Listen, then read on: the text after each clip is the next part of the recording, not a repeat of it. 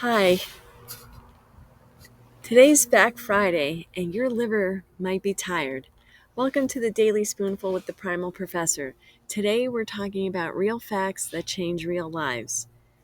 NAFLD, non-alcoholic fatty liver disease. This one's personal for me. I reverse mine, but I know right now 3 people who are in more of the advanced stages of liver disease. It's now the number one leading cause of liver transplants. It is the number one transplant in women today, and it often starts out silently. Your liver regulates blood sugar, cholesterol, hormones, digestion, detox.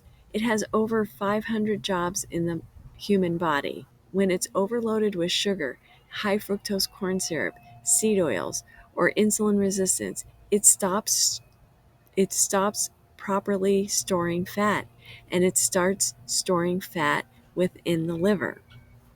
It does over 500 things for you, and it deserves better fuel.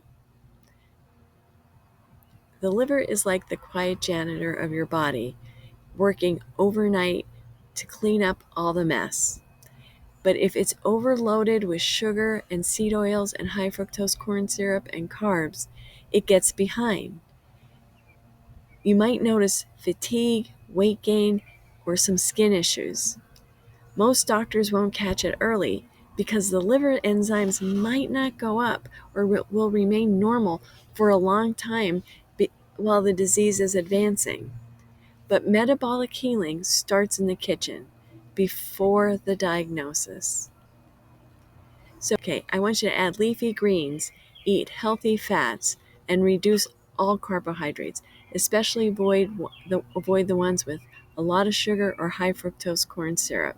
So nourish your liver, it will take care of you. Let's keep it healing from the inside out. I'll see you tomorrow.